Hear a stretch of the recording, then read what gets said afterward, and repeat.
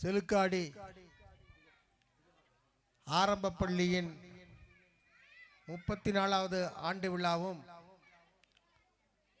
குடியரசு தின விழா 77வது இந்திய குடியரசு தின விழாவும் அது இந்த ஊர் கூடி திருவிழாவாக தான் இது கவனிக்கிறோம். ஏன்னா இந்த பள்ளி கிட்டத்தட்ட ஹெட்மாஸ்டர்கிட்ட கேட்கும்போது 1 to 5 வரைக்கும் இருக்கிற ஸ்ட்ரென்த்து 34 தான் நாங்கள். ஆனால் இங்கே இவ்வளோ மக்கள் வந்திருக்கீங்கன்னா வரும்போது என்கிட்ட என்ன சொன்னாங்கன்னா, இந்த பள்ளியை இப்படி வேணா தக்க வைக்கணும். இந்த பள்ளி ஏன்னா நிறையா ஒரு இது பள்ளி எதுவும் மூடுறதில்லை, இருந்தாலும் மக்களிடத்தில் இந்த உள்ள பகுதி மக்களுக்கு அரசு பள்ளியில் ஸ்ட்ரென்த்து குறைஞ்சிருச்சுன்னா அந்த பள்ளியை மூடிடுவாங்க. அப்படி ஆனால் இந்த பள்ளி இருக்க வேண்டும், இந்த பள்ளி சிறப்பாக வளர வேண்டும் என்ற இதில் இந்த ஊர் மக்கள்லாம் சேர்ந்து இந்த விழாவாக இந்த ஆண்டு விழாவையும் குடியரசு விழாவையும் கொண்டாடுகின்ற என்பது மிக மகிழ்ச்சியான ஒரு செய்தி.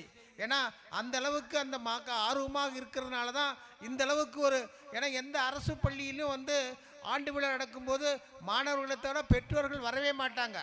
ஆனால் இங்கே இந்த அளவுக்கு பெற்றோர்கள் வந்திருக்கிறீர்கள், இந்த ஊரில் இருக்கிற மற்ற மக்கள் அனைவரும் வந்திருக்கிறீர்கள். ஊருக்கு இருக்க அத்தனை பேரும் சேர்ந்து இந்த செலுக்காடி மக்கள் எல்லாம் இந்த பள்ளியை மேலும் ஆரம்ப பள்ளியிலிருந்து நடுநிலை பள்ளியாக்கி, நடுநிலை பள்ளியிலிருந்து உயர்நிலை பள்ளியாக்கி, மேல்நிலை பள்ளியாக ஆக்க வேண்டும் என்ற அந்த ஆக்கப்பூர்வமான நோக்கத்துக்காக இன்று எல்லாம் கூடி இதை ஒரு திருவிழாவாக நடத்திருக்கிறீர்கள். உண்மையிலே உங்களை வணங்கி வாழ்த்தி இந்த நேரத்திலே இந்த நிகழ்ச்சியை தலைமையேற்று நடத்தி கொண்டிருக்கின்ற தலைவர் இந்த பள்ளியின் தலைமை ஆசிரியர் திருமதி செல்வராணி அவர்களே மற்றும் துணை ஆசிரியர் திருமதி தேவகி என்பவர்களே, விழாவை தலைவர் சுதாகரன் அவர்களே, துணைத் தலைவர் பாரிஸ் அவர்களே, இணைத்தலைவர் சதாம் ஹுசேன் அவர்களே, செயலாளர் வினோத் அவர்களே, துணைத் தலைவர் ஆலி அவர்களே, இணைச் செயலாளர் விஜய் அவர்களே, பொருளாளர் உன்னிகிருஷ்ணன் அவர்களே, விழாக்குழு ஆலோசனர் நௌசாத் அவர்களே மற்றும் நிகழ்ச்சியிலே கலந்து கொண்டிருக்கின்ற நம்முடைய தேவர்சோலை பேரூராட்சியினுடைய தலைவி வள்ளி அவர்களே, துணைத் தலைவர் யூனஸ்போ அவர்களே, திருமதி இந்த வார்டு கவுன்சிலர் சாய் பிரியா அவர்களே, நம்மளுடைய இந்தியன் யூனியன் முஸ்லீம்களுடைய மாவட்ட தலைவர் அனீபா அவர்களே மற்றும் திராவிட முன்னேற்ற கழகத்தின் அமைச்சர் மூர்த்தி அவர்களே மற்றும் நம்மளுடைய மாதேவ் அவர்களே மற்றும் நிகழ்ச்சியிலே கலந்திருக்கின்ற உங்கள் அனைவருக்கும் வணக்கத்தை தெரிவித்துக் கொண்டு, இந்த ஊரில் இந்த அளவுக்கு சிறப்பாக செஞ்சிருக்கிறீர்கள் என்பதை ஒரு மகிழ்ச்சியான நிறையும்.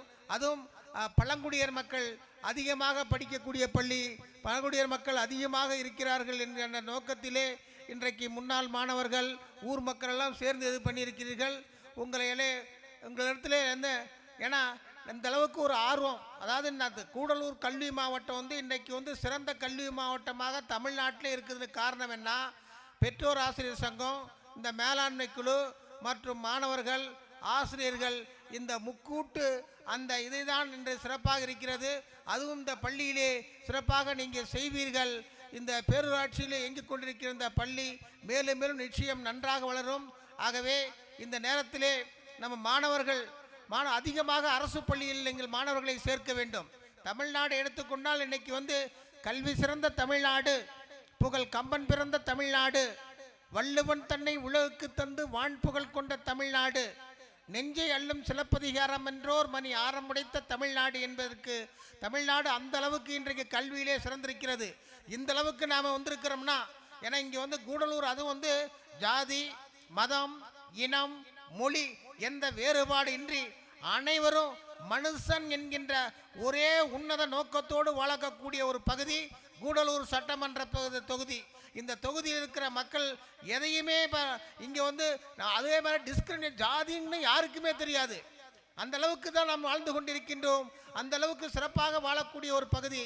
இந்த மண்ணும் இந்த மக்களும் இந்த இந்தியாவுக்கே எடுத்துக்காட்டாக இருக்கக்கூடிய தொகுதி நம்ம தொகுதி தான். அதை யாராலும் மறுக்க முடியாது. எங்கே சில இடத்துக்கெல்லாம் போனீங்கன்னா நீங்கள் போனவுடனே அது எப்படி யார் என்ன என்ன என்ன சனம் இப்படியெல்லாம் கேட்கக்கூடியது. ஆனால் நம்ம ஊரில் நுழைந்தால் மட்டும்தான் அந்த மண்ணுக்கும் இந்த மக்களுக்கும் உள்ள வாசனை எப்பேற்பட்ட ஒரு நிலையை உயர்ந்த உன்னதமான மனிதன் வாழ்கின்றோம் என்பதற்கு காரணம் இந்த கல்வி தான். ஏன்னா இங்கே வந்து கர்நாடகா, கேரளா, தமிழ்நாடு மூன்றும் இணைக்கக்கூடிய இந்த மூக்கனி மாவட்டமாக நகராக இருக்கக்கூடிய இந்த கூடலூர் பகுதியில் நம்மளுடைய கல்வி, அதாவது இங்கே வந்து தான் கேப்டேஷன் ஃபீஸ் ரொம்ப குறைவாக இருக்குது. அது தனியார் பள்ளியில் பார்த்தீங்கன்னா கேப்டேஷன் ஃபீஸ் குறைவாக இருக்கிற இது என்னன்னா அந்த கூடலூர் பகுதி தான். ஆக இந்த பகுதியில் அதுவும் அரசு பள்ளியில் வந்து நம்ம நிறைய மாணவர்கள் இன்னும் படிக்க வேண்டும். ஏன்னா இன்னைக்கு வந்து அரசு பணிகளுக்கு செல்ல வேண்டும் என்றால் தனி ஒதுக்கீடு அரசு பள்ளியில் தான் இருக்கிறது. அதை தான் நீங்கள் வந்து அரசு பள்ளியில் அதிகமாக சேர்ந்தால் அது அரசு பள்ளியில் இருக்க ஆசிரியர்கள் ரொம்ப திறமையானவர்கள். நம் பெற்றோர்கள் இதற்கெல்லாம் நீங்கள் வந்து முயற்சி எடுத்து அதிகமான மாணவர்களை இந்த பள்ளியிலே சேர்க்க வேண்டும். அப்போ தான் தொடர்ந்து இந்த பள்ளி வந்து நடுநிலைப்பள்ளி, உயர்நிலைப்பள்ளி, மேல்நிலைப்பள்ளி என்ற அந்த உயர்வை எட்டக்கூடிய அந்த இதை செய்யக்கூடிய நிலை ஏற்படும். ஆக நீங்கள் எல்லாம் நம்ம பார்த்தீங்கன்னா ஆத்திச்சூடு எடுத்துக்கிட்டோம். அந்த ஆத்திச்சூடில் பார்த்தா போதாமல் ஒரு நாளும் இருக்க வேண்டாம், ஒருவரையும் பொல்லாங்கு சொல்ல வேண்டாம், மாதாவை ஒரு நாளும் மறக்க வேண்டாம், நெஞ்சார வஞ்சனைகள் செய்ய வேண்டாம். இந்த ஆத்திச்சூடி வந்து அந்த காலத்தில் நம்ம அவர்கள் அந்த ஆத்திச்சூடு இருக்கிறதுல வந்து சாதாரண விஷயம் அல்ல. ஓதாமல் ஒரு நாளும் இருக்க வேண்டாம் என்றால் ஒரு நாளும் படிக்காமல் இருக்கக்கூடாது. அந்த படிப்பு தான் இந்த அளவுக்கு உயர்த்திருக்கிறது. இன்னைக்கு வந்து நீங்கள் எல்லாம் நிறைய தோட்ட தொழிலாளி பழங்குடியர்கள், தோட்ட தொழிலாளர்களுக்கு இருக்க பகுதி இன்றைக்கு நாம் இந்த அளவுக்கு உயர்ந்திருக்கின்றோம், இந்த அளவுக்கு வளர்ந்திருக்கிறதே காரணத்தால் அது கல்விதான்.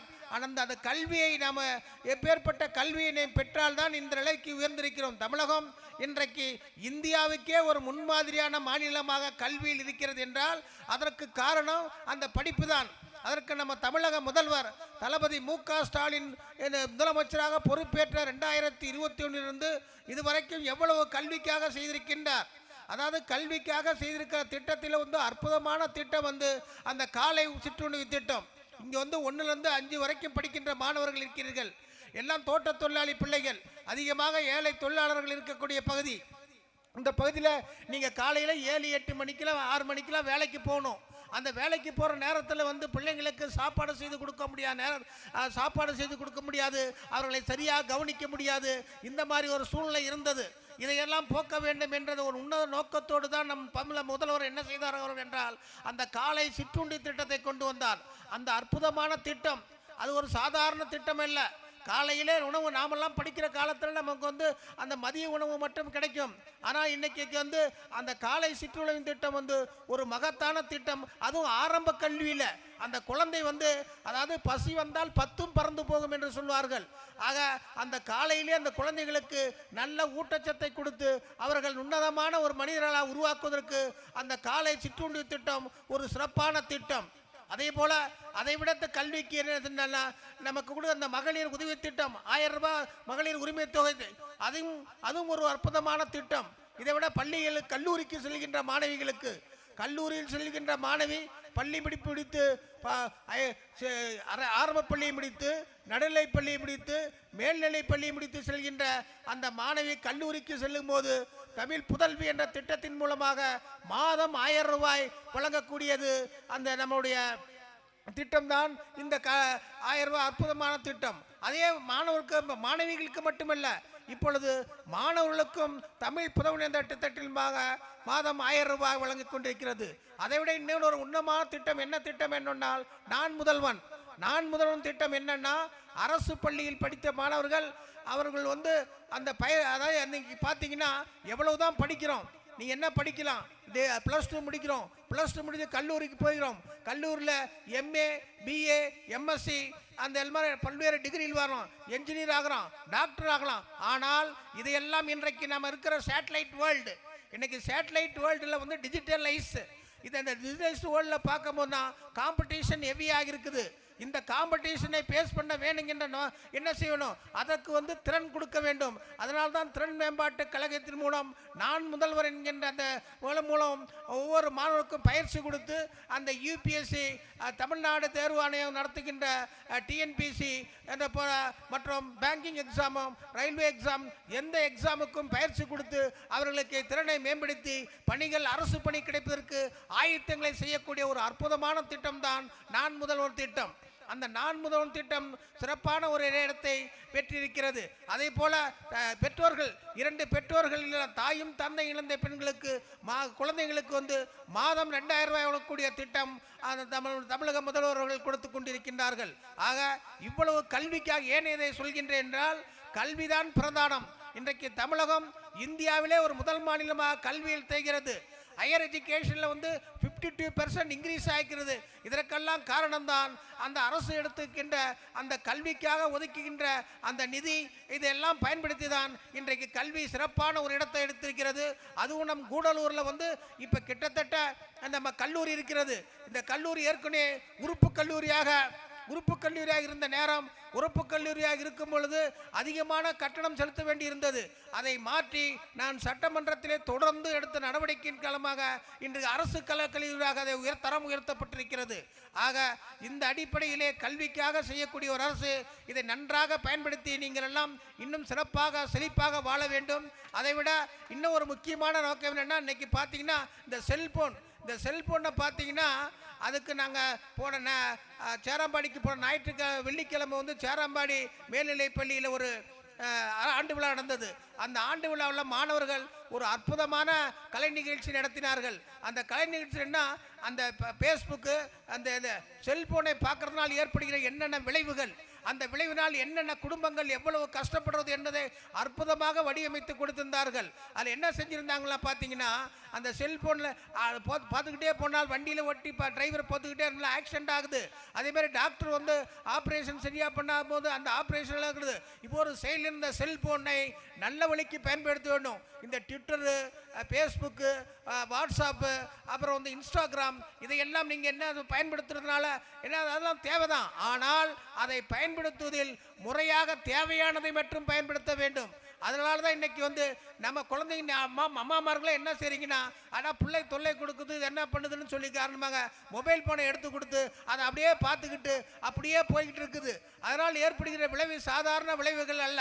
அந்த நம்மளுடைய பிரச்சனை தீர்வதற்காக அந்த நேரத்தில் பிள்ளையை சமாதானப்படுத்தி அடக்கிறதுக்காக மொபைல் ஃபோனை எடுத்துருக்கோம். ஆகவே இன்றைய இருக்கிற இந்த டிஜிட்டல் வேர்ல்டு, அதில் உள்ளத அந்த டிஜிட்டல் வேர்ல்டிலும் சேட்டலைட் வேர்ல்டிலும் அதிக திறமை வாய்ந்த மாணவர்களால் தான் சிறந்த படியெல்லாம் செய்ய முடியும். அதற்கான பயிற்சியை அரசு எடுத்துக்கொண்டிருக்கிறது.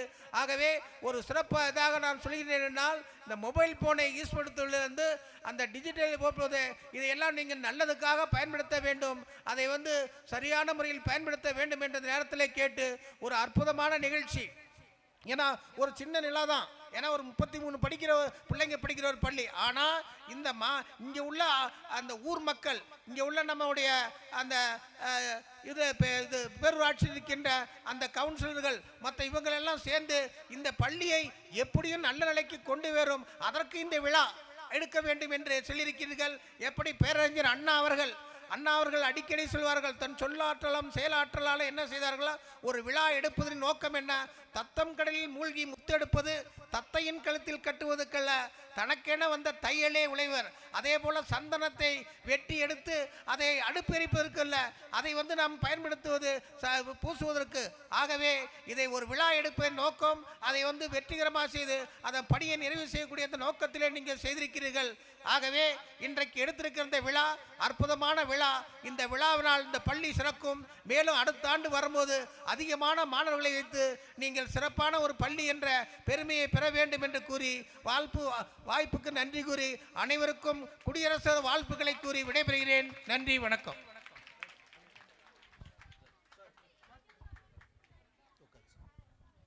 நன்றி. அதனை தொடர்ந்து சிறிய சிறப்பு செய்தல் நேரத்தில்